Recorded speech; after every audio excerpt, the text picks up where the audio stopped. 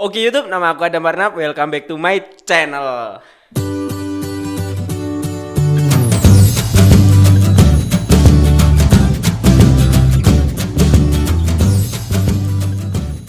Oke, jadi di video kali ini aku mau jelasin ke kalian aplikasi-aplikasi aja yang digunakan untuk nge-YouTube pakai HP. Oke, sebelum aku mulai videonya, aku mau minta tolong ke kalian untuk klik tombol subscribe di bawah ini dan pencet tombol loncengnya. Oke nih, bagi kalian yang mau memulai karir di dunia YouTube tapi belum punya PC atau laptop, kalian bisa gunain HP kalian atau smartphone kalian untuk upload video, editing video, dan hal-hal lainnya. Terus aplikasi-aplikasi apa aja sih yang bisa digunain untuk editing video, terus upload video dan lain-lain? Oke, bagi kalian yang penasaran, terus tonton video ini sampai akhir, jangan kalian skip-skip. Kenapa? Karena kalau kalian skip video ini, informasi yang akan kalian dapatkan itu setengah-setengah. So, jangan skip video ini, tonton terus sampai akhir. Cekibret. Oke, langsung aja ke pembahasannya. Cekibret. Pertama, KineMaster. KineMaster merupakan aplikasi editing video yang di dalamnya itu mempunyai fitur-fitur yang sudah mencukupi kita untuk mengediting video yang kita rekam. Selain mempunyai fitur-fitur yang lengkap, KineMaster juga mempunyai kelebihan tersendiri, yaitu bisa digunakan di HP-HP yang spesifikasinya itu masih rendah, ya seperti HP-HP saya yang ini yang masih kentang ya. Baca. Ya, dengan HP minimal RAM 2GB dan storage minimal 8GB atau 16GB, kita udah bisa menggunakan aplikasi KineMaster dengan lancar. Hal ini tentu saja bisa membantu channel kita berkembang. Karena apa? Karena video-video yang kita upload itu akan semakin bagus jika kita editing dengan KineMaster. Bahkan ada yang lebih bagus dari KineMaster, kayak ada Premiere Pro, ada kayak Filmora atau Sony Vegas Pro. Oke, akan aku jelasin. Oke, memang banyak aplikasi-aplikasi editing video yang lebih bagus dari KineMaster. Tapi aplikasi-aplikasi video editing yang lebih bagus itu bisa digunakan hanya di PC atau laptop. Sedangkan aku membahasnya cuma aplikasi editing yang bagus untuk HP, bukan untuk laptop. Maka dari itu aku bahasnya KineMaster, karena KineMaster itu udah cukup untuk editing video. Oke, bagi yang penasaran bagaimana sih interface-nya si KineMaster ini, langsung aja kita ke screen-nya. Cekibret. Oke, di sini kita langsung buka aja aplikasi KineMaster-nya. Bagaimana sih user interface dari KineMaster-nya ini? Oke, di sini ada tombol bundar yang paling gede di tengah ini, yang gambar apa ini namanya? Plus ini. Kita klik apa, terus kita pilih aspek rasionya, kita pilih yang 16:9. Di sini kita memilih medianya atau apa aja sih gambar atau video yang mau kita kita buat ya, yang mau kita editing lah intinya. Oke, di sini aku mau pilih yang ini. Aku mau pilih yang mana ya? Yang ini aja lah. Nah, di sini kita klik tombol centang di ini. Nah, ini panjang banget, ini ada berapa menit. Oke, di sini di lapisan ini ada fungsi media, efek, hamparan, teks, tulisan tangan. Jadi kalau kita pilih ini lapisan, terus media ini fungsinya nanti media yang kita inputkan ke aplikasi KineMaster-nya ini akan menjadi lapisan yang ada di bawahnya, enggak di terusannya ini. Oke, langsung aja kita coba ya. Ini kalau kita pilih screen record, kita pilih. Nah, ini akan tampil di sini, bukan di atasnya sini. Ini juga bisa kita atur besar kecilnya seberapa.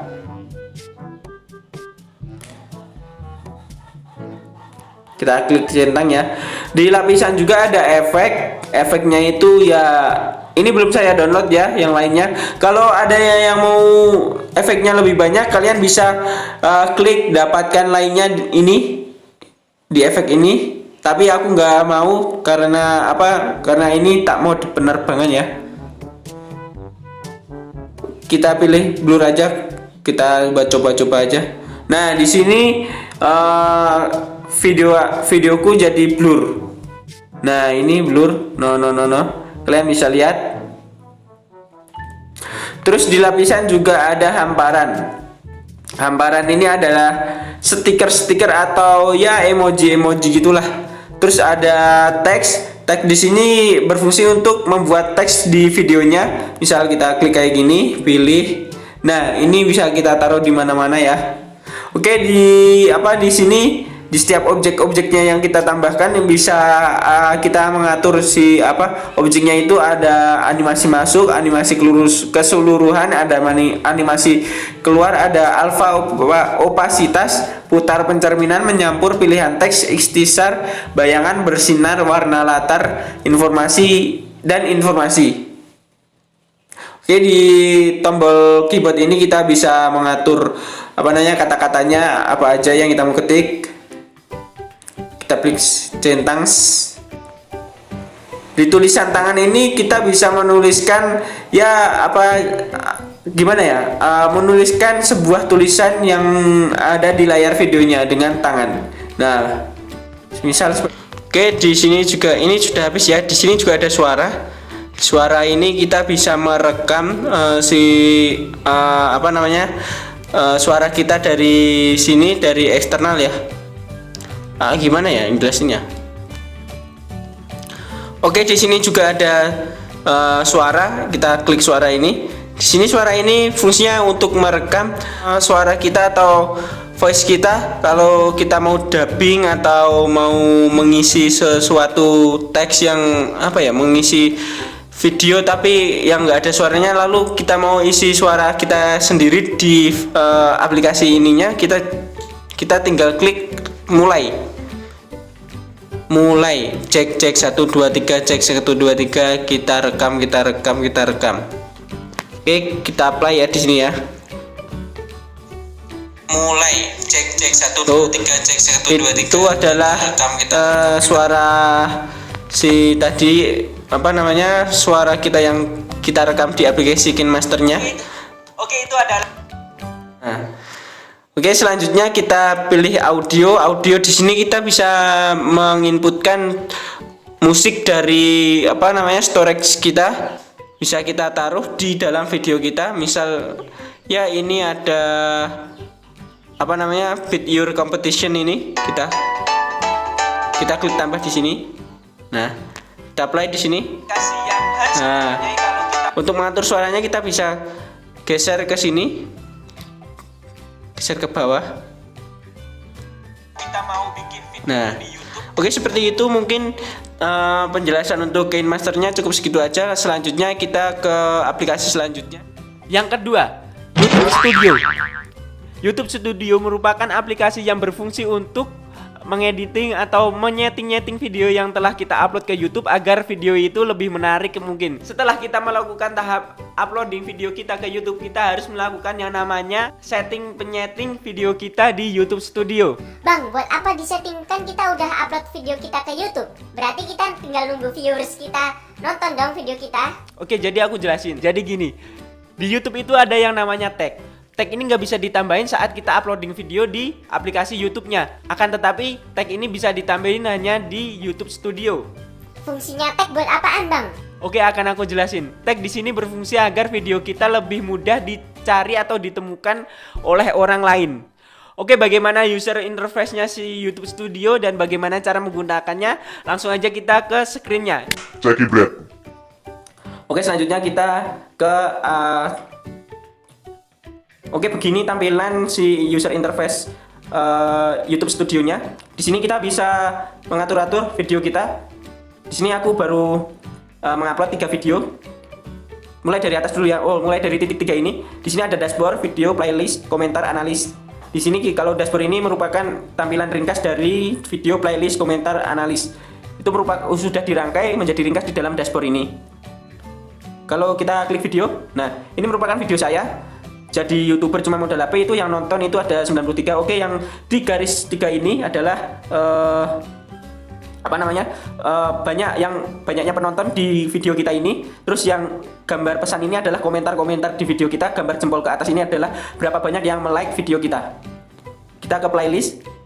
Playlist ini karena saya belum membuat atau Playlist ini karena saya belum membuat atau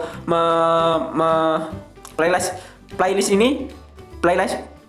di sini saya belum membuat playlistnya karena saya belum membuat playlistnya, maka dari itu playlist di sini kosong. Terus di sini komentar. Nah, komentar di sini adalah isinya itu semuanya itu komentar-komentar orang di HP kita, di channel kita. Terus analis. Nah, analis di sini bisa kita menganalisis berapa yang menonton video kita, berapa yang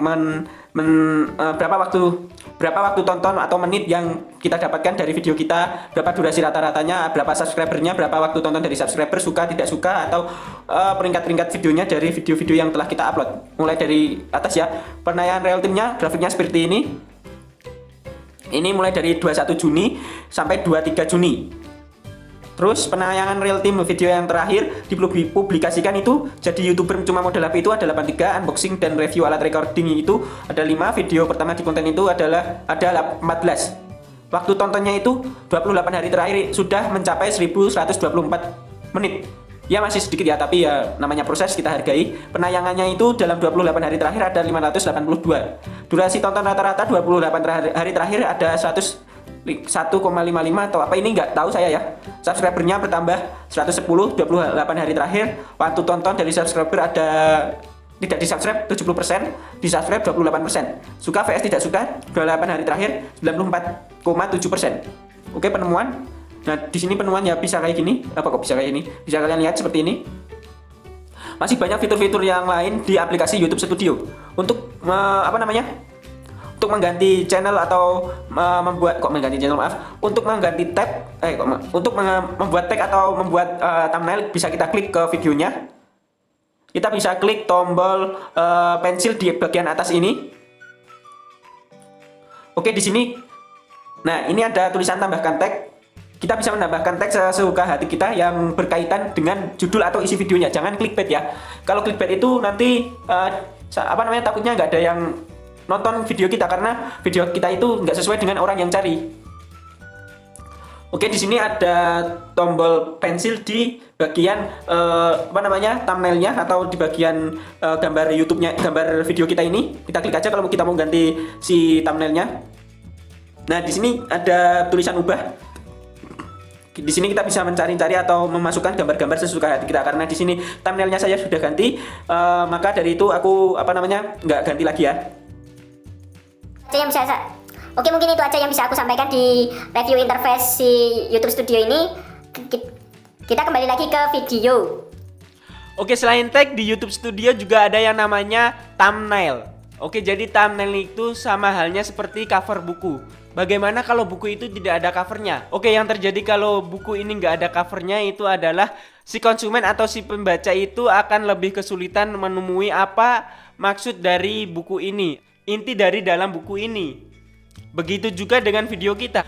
Kalau video kita nggak kita kasih thumbnail, penonton akan lebih kesulitan untuk menemukan apa ini, video apa ini dalamnya tentang apa ini. Dan pada akhirnya penonton tidak akan menonton video kita karena video kita itu tidak jelas.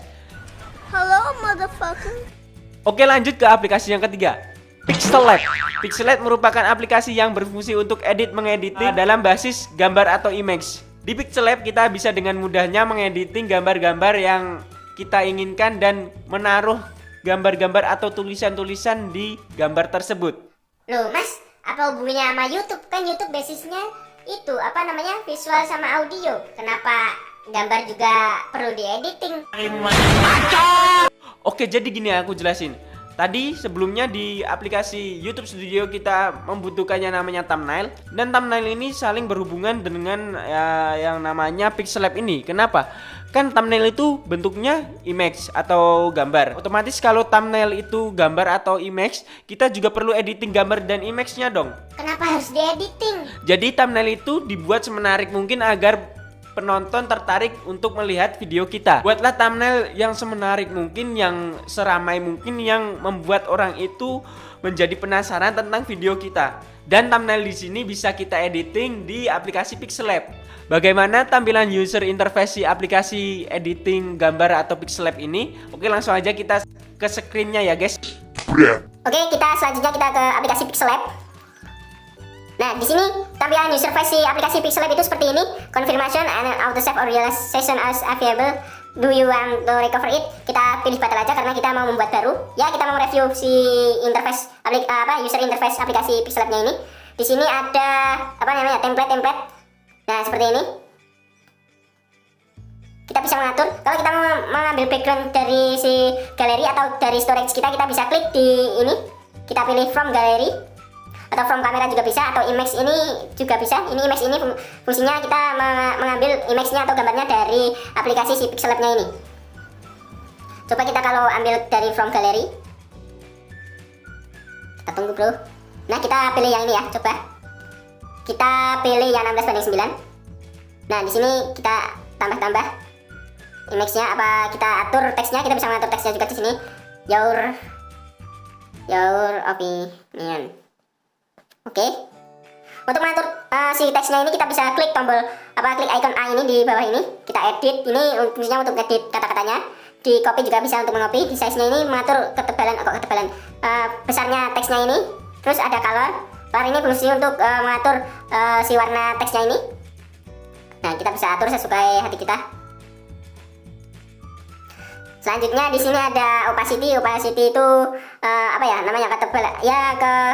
ketebalan ya, ketebalan atau transparansi si teksnya ini. Kalau kita mengatur opacity-nya semakin kecil, akan yang terjadi adalah teksnya ini akan semakin transparan. Oke, kita pentokin ke yang besar ya. Oke, max ini apabila kita mengaktifkan max ini, dia akan memotong si teksnya itu menjadi seperti ini. Misal kita mau memotong ini, kita mau potong segini, nah si teksnya itu akan terpotong seperti itu. Nah, seperti itu.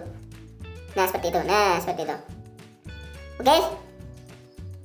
Kalau kita mau mengatur bentuk teksnya itu, kita bisa mengatur di curve. Curve ini bisa kita besarkan. Kalau kita besarkan, dia melengkung ke bawah. Kalau kita kecilkan, dia melengkung ke atas. Di sini ada spacing. Spacing itu adalah ya mengatur jarak antara huruf-huruf di teksnya ini. Dan masih banyak fitur-fitur lainnya. Kalau kita mau mau menambahkan layer atau lapisan di image-nya ini, kita bisa klik logo segi 5 atau segi berapa ya, segi 6 ini di tengah ini. Kita klik, kita import. Kita pilih yang ini ya, contoh. Kita klik yang 4:6, oke. Nah, dia bisa menambahkan image di sini.